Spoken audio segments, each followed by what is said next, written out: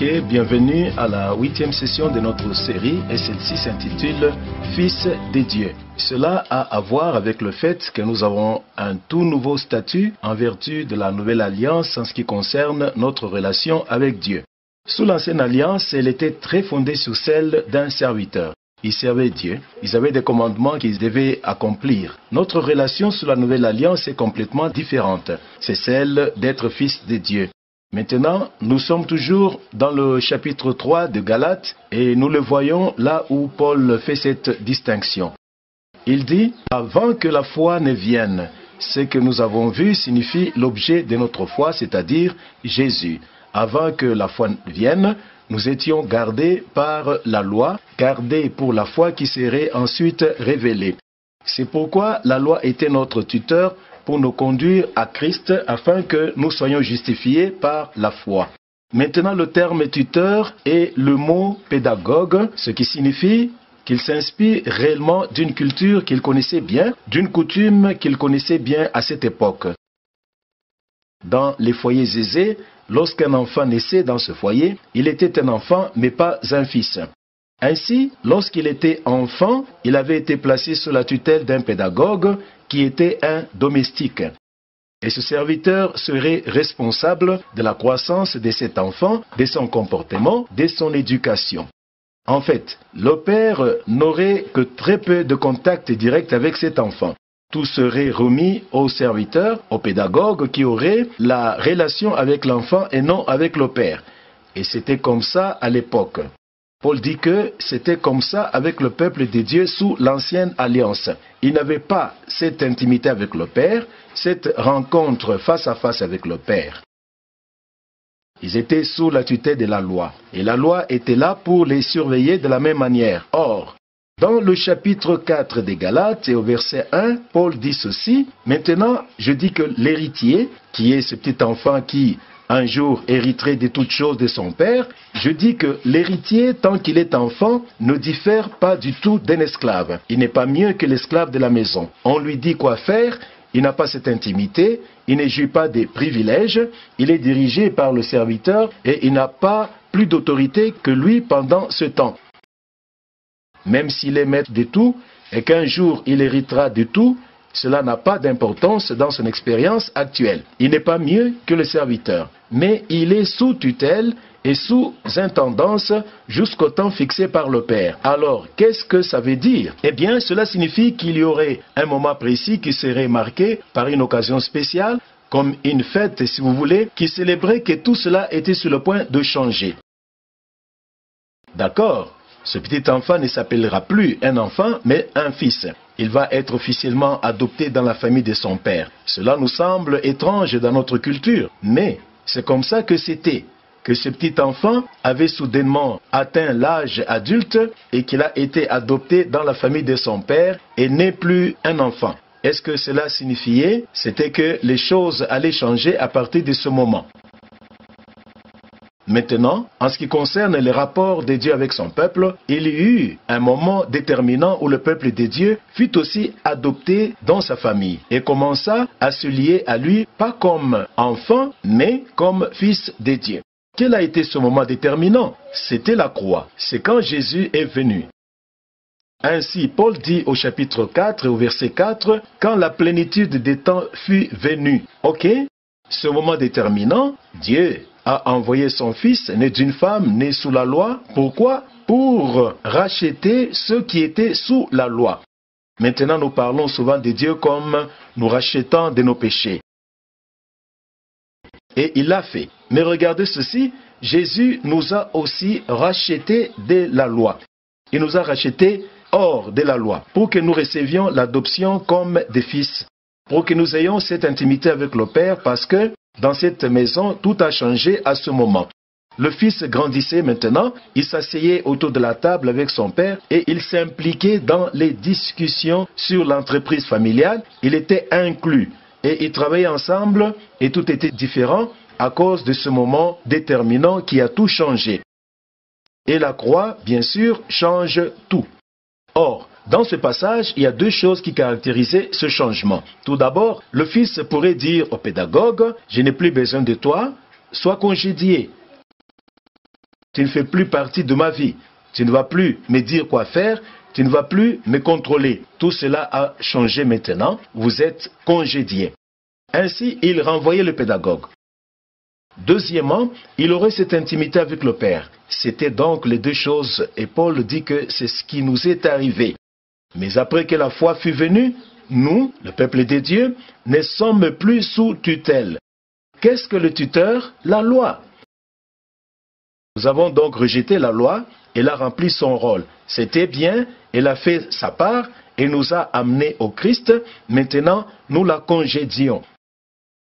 Et deuxièmement, nous avons cette intimité avec le Père, car vous êtes tous fils de Dieu par la foi en Jésus-Christ. C'est donc une chose merveilleuse parce que Jésus a dit ceci, il a dit « Un esclave ne demeure pas éternellement dans la maison, mais un fils y demeure éternellement. » Que voulait-il dire par là? Bon, dans ces cultures, la position d'un esclave dans la maison était basée sur son service. Tout au long de la journée, il travaillait, servant son maître, espérant que son service était acceptable, qu'il était à la hauteur, qu'il avait réussi le test. Et tout au long de la journée, il s'inquiète à ce sujet parce que si ce n'était pas assez bon, il serait renvoyé. Il ne demeure pas éternellement. Tout est basé sur son service. Et ainsi, il pourrait passer toute la journée, puis à la fin de la journée, son maître l'approuve. Il s'endort donc la nuit, puis se lève le lendemain matin, et tout recommence en sachant qu'un esclave ne reste pas éternellement. Il n'a aucun droit dans cette famille à cause de qui il est. Tout est basé sur ce qu'il fait. Mais un fils est dans la maison sur une base complètement différente. Sa place dans cette maison est basée sur sa position dans la famille. C'est un fils et il demeure pour toujours. Une fois fils, il reste toujours fils et il a toujours sa place dans cette maison. C'est ainsi que cela se passe dans le cadre de la nouvelle alliance. Nous avons cette sécurité à cause de notre position. Et donc, pour le croyant maintenant, quelque chose a pris la place du pédagogue, la loi. Et qu'est-ce que c'est? Bien, on devrait dire, qui est-ce? Et la réponse est le Saint-Esprit. Il a pris la place du pédagogue. Si vous êtes conduit par l'Esprit, vous n'êtes pas sous la loi. Vous ne pouvez pas être les deux. Soit nous sommes en relation avec Dieu par l'Esprit, soit nous sommes en relation avec Dieu par la loi. Ce n'est pas les deux, mais c'est soit l'un ou l'autre. Sous l'ancienne alliance, c'était la loi. Sous la nouvelle alliance, nous sommes conduits par l'Esprit. Maintenant, regardons cela encore un peu plus longuement. Dans Galates chapitre 4, verset 4, nous venons juste de voir que Dieu a envoyé son Fils. Quand la plénitude des temps est venue, Dieu a envoyé son Fils. Et on nous dit qu'il a envoyé son Fils pour nous racheter de la loi. Maintenant, nous passons au verset 6 et nous lisons que parce que vous êtes fils, Dieu a envoyé son Esprit.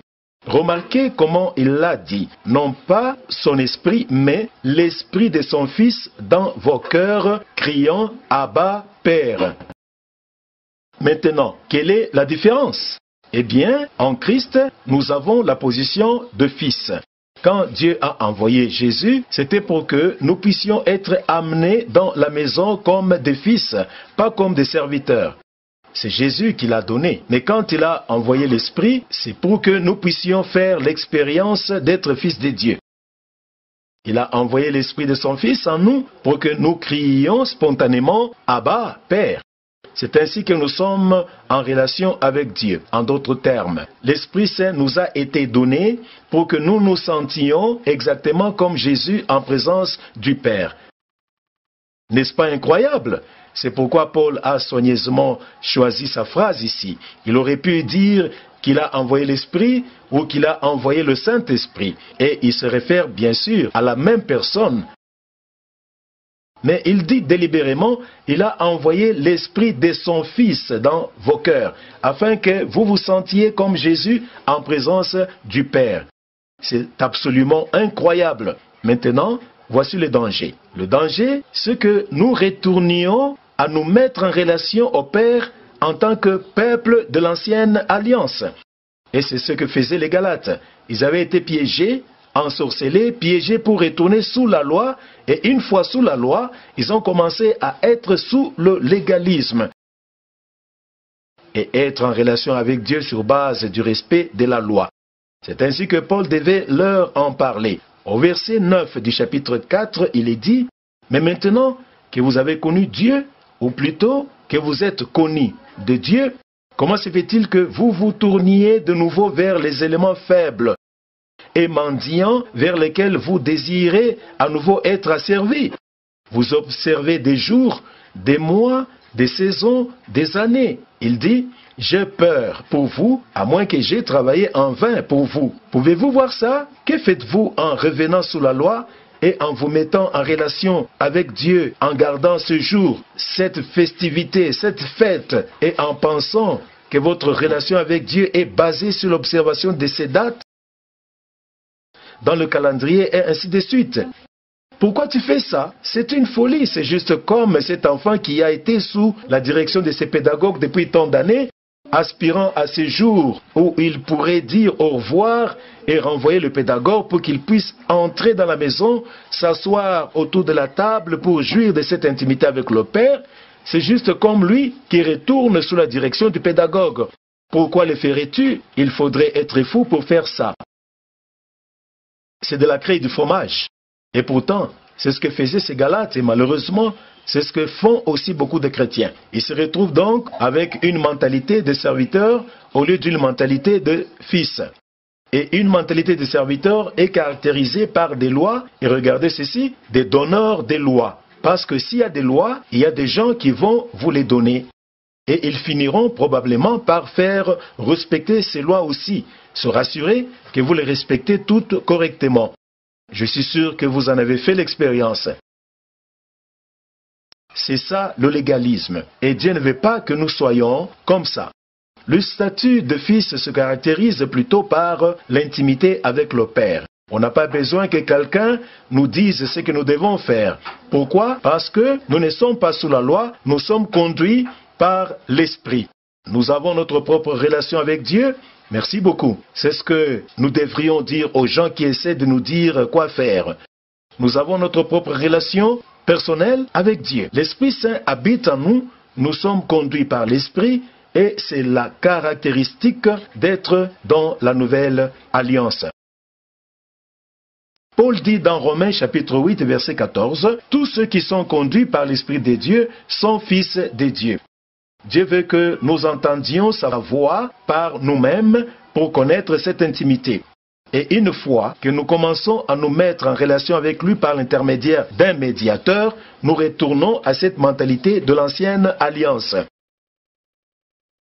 Et je suis vraiment attristé qu'il y ait tant de choses de ce genre dans l'Église aujourd'hui. Il y a des gens qui courent auprès des ministres de Dieu à la recherche d'une parole prophétique. Avez-vous une parole de Dieu pour moi?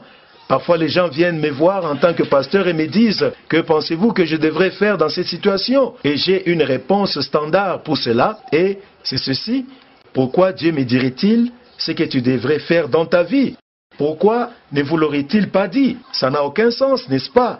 Tu as une relation avec lui, il te le dira. Tu lui demanderas, il te le dira. J'ai quelqu'un qui m'a téléphoné et il voulait prendre une très grande décision. Il allait investir plus d'1 million de dollars dans un investissement d'affaires et il m'a dit « J'ai cette opportunité incroyable. Que pensez-vous que je devrais faire ?» J'ai dit « Je sais exactement ce que vous devez faire dans cette situation. » Il m'a dit « Vraiment ?» J'ai dit « Oui. » J'ai dit « Demandez à Dieu et il vous le dira. » J'ai dit « Pourquoi Dieu me dirait-il ce que tu devrais faire dans ta vie? Pourquoi ne vous l'aurait-il pas dit? Ne soyez pas paresseux, ne vous référez pas à Dieu par une seconde main, par un médiateur. Il n'y a qu'un seul médiateur entre Dieu et l'homme sous la nouvelle alliance. Son nom, c'est Jésus. C'est votre grand prêtre. Allez vers le Père par lui. Apprenez à avoir une relation avec Dieu parce qu'autrement, vous vous tournerez toujours vers les autres pour connaître Dieu et ils vous le diront et ensuite ils vous contrôleront. Et alors, vous serez en esclavage, comme les Galates sont retournés en esclavage. Je me souviens d'une époque où nous étions pasteurs et nous voulions nous unir avec quelqu'un. Nous avions des églises sœurs dans la ville que nous étions en train de diriger et je voulais travailler ensemble avec une autre église. L'une de nos églises sœurs pour organiser une croisade d'évangélisation, et nous nous sommes réunis et nous avons tout planifié et la seule chose sur laquelle nous n'étions pas d'accord était les lieux.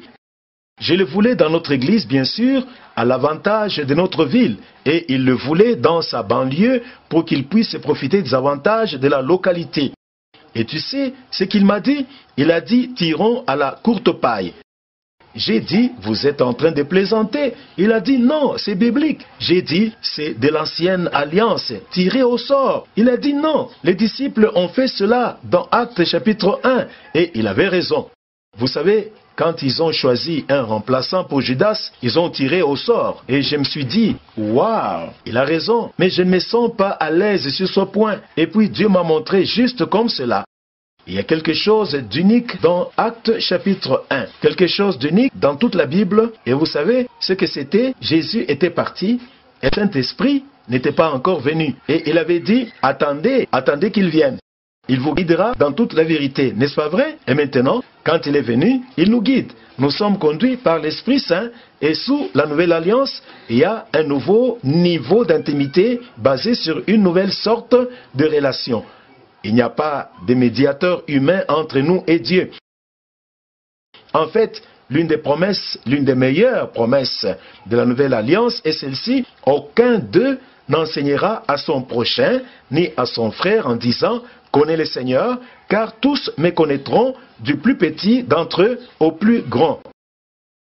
J'adore ça. Personne n'a une place spéciale d'intimité avec Dieu au-dessus de nous autres. Peu importe qui vous êtes, du plus petit au plus grand, vous pouvez avoir une relation intime avec Dieu. Vous n'avez pas besoin d'aller voir quelqu'un d'autre pour demander à Dieu des réponses en votre nom. Tu y vas toi-même. Tu apprends à avoir une relation avec lui. C'est votre privilège dans votre position en vertu de la nouvelle alliance. Maintenant, voici la chose. Moins vous comprenez que vous êtes fils, plus vous vous comporterez comme un serviteur. Vous aurez besoin des règles et bien sûr, vous aurez besoin de quelqu'un pour vous dire quoi faire. Vous aurez besoin d'un donneur des règles. Alors vous aurez toujours à demander, que pensez-vous que je devrais faire ici? Que dois-je faire ici? Que crois-tu que Dieu veut que je fasse à ce sujet? Ne leur demandez pas, demandez-lui. C'est votre privilège en vertu de la nouvelle alliance. Jésus dit, mes brebis entendent ma voix. C'est ainsi que nous apprenons à construire une relation avec Dieu et à comprendre cette voix. À apprendre à détecter cette voix quand il nous parle. Rappelez-vous quand Samuel a entendu la voix de Dieu pour la première fois. Il n'a pas compris que c'était Dieu. Il n'a pas pensé que c'était Dieu. Il a pensé que c'était Élie qui l'appelait. Dieu l'appela Samuel, Samuel. Il courut vers Élie. Qu'est-ce que tu veux? Je ne veux rien du tout. Tu m'as appelé. Je ne t'ai pas appelé. Retourne te coucher.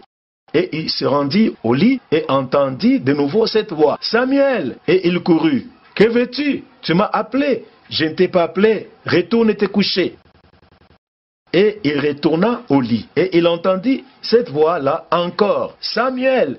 Et il courut à l'intérieur. Qu'est-ce que tu veux? Tu m'as appelé. Je ne t'ai pas appelé. Rentre au lit. Puis il l'a appelé la troisième fois. Et quand il est entré en courant et qu'il a dit « Tu m'as appelé », alors Élie a réalisé ce qui se passait et il a dit « C'est le Seigneur ». La prochaine fois que tu entends cette voix, tu diras « Parle Seigneur, car ton serviteur écoute ». Et c'est comme ça, avec nous, nous apprenons à reconnaître cette voix, à connaître sa voix. Tu dis, bien comment tu fais ça?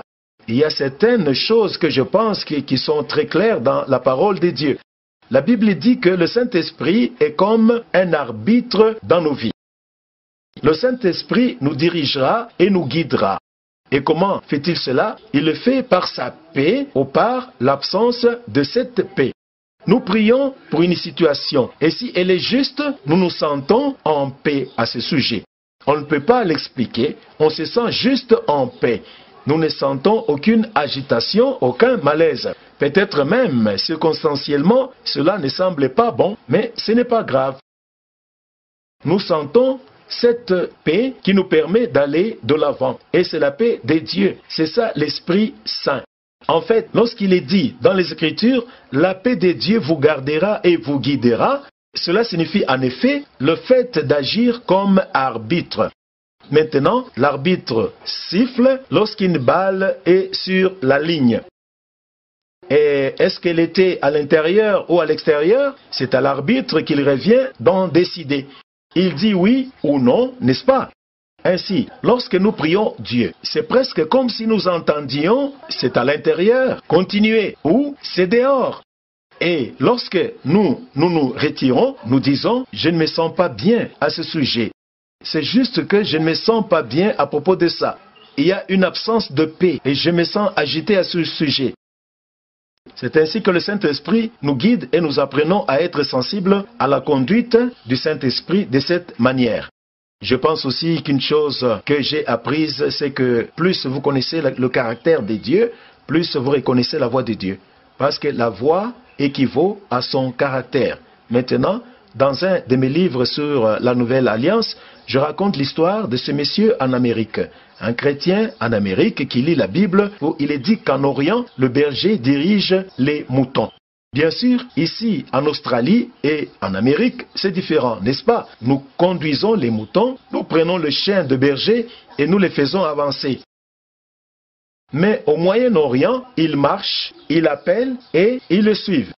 Et alors cet Américain a été fasciné par cette histoire et il allait en Israël. Et l'une des premières choses qu'il voulait faire était d'aller dans une ville agricole et voir cette chose. En ce jour-là, tous les moutons étaient amenés en ville et il voulait voir le berger diriger les moutons. Et il est resté assis là à attendre et tout d'un coup, il a entendu cette agitation et ben... Et tous les moutons arrivaient. Et ainsi, il s'est levé et a regardé, mais à son horreur, il y avait cet homme derrière eux, criant après eux et leur faisant peur, et les prenant même par les pattes arrière et les jetant en avant, et il était juste complètement frappé d'étonnement. Et l'un des habitants l'a vu avec son regard de choc sur son visage et lui a dit « Qu'est-ce qu'il y a ?» Il a dit « Ce n'est pas ainsi que les choses devraient être. » Le berger est censé diriger les moutons, mais ce n'est pas ainsi que les choses se passent ici. Il a dit, oh, ce n'est pas le berger, c'est le boucher. Bien, je crois que certains d'entre nous ont entendu des bouchers à la chair. Amen. Ce n'est pas le berger. Jésus est notre berger. Il nous conduit doucement et nous fait avancer par sa belle et douce petite voix. Quelqu'un a dit un jour que Dieu conduit, mais Satan pousse. Satan veut toujours vous pousser en avant contre cette paix que vous avez dans votre cœur. Et c'est inhabituel de la part de Dieu. Il ne ferait jamais ça. Tout ce qui n'est pas de la foi est péché. Si vous n'avez pas la paix de Dieu pour faire quelque chose, alors Dieu ne vous pousserait pas en avant contre la mesure de lumière que vous avez en ce moment. Ainsi, nous apprenons à entendre la voix de Dieu et notre relation grandit et nous avons cette intimité avec Dieu. Maintenant, terminons dans cette session en regardant juste un enseignement de Jésus dans Luc chapitre 11. Juste brièvement, Luc chapitre 11. Et c'est le passage où les disciples ont vu Jésus prier et ils lui ont demandé de leur apprendre à prier. Ainsi, dans Luc chapitre 11 verset 1, nous lisons ceci. Comme il priait à un certain lieu, quand il cessa de prier, l'un de ses disciples lui dit, « Seigneur, apprends-nous à prier comme Jean l'a aussi enseigné à ses disciples. » Maintenant, regardez ceci, il a dit, « Quand vous priez, dites, Notre Père. » C'est la première chose. Ne nous précipitons pas en laissant cela. C'est une chose très importante qu'il essayait de faire comprendre. Quand vous priez, adressez-vous à Dieu comme votre Père. Dites notre Père. Maintenant, il continue et nous sautons au verset 5. Il leur dit, lequel d'entre vous aura un ami et ira vers lui à minuit et lui dira, Ami, prêtez-moi 3 pains, car un de mes amis est venu vers moi de son voyage, et je n'ai rien à mettre devant lui. Et il répondra de l'intérieur, ne me trouble pas. Ne me trouble pas, car la porte est fermée et mes enfants sont avec moi dans le lit. Je ne puis me lever et vous donner. Et je vous le dis, bien qu'il ne se lève pas et ne le lui donne pas parce qu'il est son ami, mais à cause de sa persévérance, il se lèvera et lui en donnera autant qu'il en aura besoin. J'aimerais maintenant faire quelques remarques à ce sujet. Souvent, les gens disent que nous sommes des amis de Dieu. Jésus dit, « Je ne vous appelle plus serviteur parce qu'un serviteur ne sait pas ce que fait son maître. Mais je vous ai appelé ami. » Vrai, en fait, c'est le seul endroit où Jésus a dit cela et c'était un moment très important parce que le dernier jour de l'ancienne alliance. Ok? Donc, c'est intéressant, n'est-ce pas? Je ne vous appelle plus maintenant serviteur, la veille du jour où il est allé à la croix. Un serviteur ne sait pas ce que fait son maître, mais nous sommes amenés dans l'intimité avec le Père. Il nous implique dans ses desseins et dans ses plans sur la terre. Nous sommes ouvriers avec Dieu. C'est une chose incroyable. Nous nous occupons des affaires de notre Père et c'est merveilleux d'être dans la famille de Dieu. Maintenant, le point est le suivant. Quand j'étais sauvé pour la première fois, nous avions l'habitude d'aller à la réunion de prière tous les mardis soirs et ce passage était souvent lu. Et la leçon était que nous devons continuer à frapper à la porte du ciel. Frapper, frapper à la porte du ciel. Continuez à frapper. Ne lui donnez aucun repos. Le déranger, simplement continuer à frapper la porte. Frapper à la porte de devant, tourner à la porte arrière et cogner à la porte arrière. Juste continuer à prendre d'assaut la porte du ciel. C'est le terme qui a été utilisé, prendre d'assaut les portes du ciel jusqu'à ce qu'ils répondent, jusqu'à ce qu'il en ait tellement marre qu'il nous donne ce que nous demandons à cause de notre persistance. Il m'a fallu du temps pour comprendre que cela n'a rien à voir avec ce que Jésus disait ici. Il faisait un contraste. Il disait que c'était un homme qui avait un ami d'à côté et que son ami avait des visiteurs inattendus et qu'il avait besoin de pain et qu'il frappait à sa porte. Mais cet homme ne voulait pas se lever, même compte tenu de leurs amitiés, vrai? Donc, être un ami de Dieu ne garantit pas que vous obtiendrez toutes les faveurs de Dieu, n'est-ce pas? Mais il n'arrêtait pas de frapper et c'est grâce à sa persévérance qu'il lui a donné. Mais écoutez ce que l'homme a dit. Il a dit, ne me dérange pas maintenant parce que la porte est fermée. Remarque ce qu'il dit ensuite. Mes enfants sont avec moi dans mon lit. Je ne peux pas me lever et te les donner. Voyez que nous sommes concentrés sur cet ami et nous pensons que nous sommes cet ami en dehors de la maison de Dieu, en dehors du foyer familial qui frappe pour avoir quelque chose de la part de Dieu. C'est cela l'image ici. Mais Dieu dit, je suis dans la maison et mes enfants sont avec moi. Maintenant, mes enfants sont devenus grands. J'ai des petits-enfants et quand ils viennent rester chez moi, vous savez, la première chose que je dis quand ils se lèvent le matin, c'est « Qu'est-ce que vous voulez pour le déjeuner ?» Je veux les servir, je veux leur donner ce qu'ils veulent. Tu sais comment sont les enfants de nos jours? Je ne sais pas. Qu'est-ce que tu as? On a du Weet-Bix, des cornflakes, du pain grillé, de la marmelade, des omelettes. Je leur donne un menu, je veux les servir. En fait, ils peuvent aller se servir. Ils vont au frigo. Mon ami peut juste entrer et aller au frigo? Non. Mon voisin d'à côté, peut-il entrer et aller dans le garde-à-manger? Non. Je les aime bien, mais pas tant que ça. Nous avons une relation différente, mais ma famille est différente. Pouvez-vous voir? Jésus est en train de dire, ou le Père est en train de dire, je suis dans la maison avec mes enfants et vous êtes dehors, à ceux-là du dehors. Et puis il dit au verset 9, je vous l'ai dit, à vous les enfants, quand vous priez, dites, notre Père, je vous dis, demandez et il vous sera donné. Contrairement à cet ami qui ne voulait juste pas se lever et ouvrir la porte à chercher et vous trouverez, frappez et vous sera ouvert. Car celui qui demande reçoit, celui qui cherche trouve, et à celui qui frappe, il lui sera ouvert.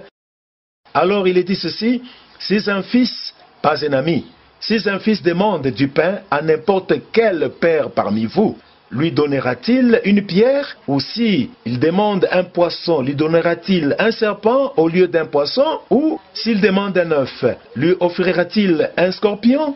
Si donc, méchant comme vous l'êtes, vous savez donner de bonnes choses à vos enfants, combien plus votre Père céleste donnera-t-il l'Esprit Saint à ceux qui lui demandent?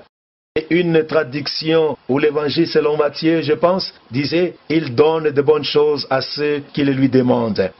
Pouvez-vous voir maintenant tout cet enseignement d'un point de vue différent? Nous ne sommes pas dans ce vieux monde de l'ancienne alliance où il faut frapper à la porte dans l'espoir de recevoir quelque chose. Nous sommes ces enfants dans la maison avec le Père. Tout ce dont nous avons besoin et qui est bon pour nous, il va nous les donner parce qu'il nous aime. Alors, entrons dans la nouvelle alliance, ayons la mentalité d'un fils. Ne vous laissez pas entraîner en arrière sous la loi avec une mentalité de serviteur, pensant que Dieu est loin de nous et que nous ne pouvons accéder à lui que par un intermédiaire. Non, le voile est déchiré. Nous sommes en présence de Dieu. Là où vous êtes, Dieu est. Là où Dieu est un lieu saint. Vous êtes en terre sainte en ce moment. Où que vous alliez, vous êtes en terre sainte. Parfois, je dis à notre peuple le dimanche matin, quand nous quittons cet endroit, Dieu ne reste pas accroché ici toute la semaine en espérant que vous reviendrez la semaine prochaine. Nous sommes les lieux saints. Vous êtes le temple. Là où vous êtes, Dieu est. Il est votre Père et vous êtes avec lui. Amen. Amen.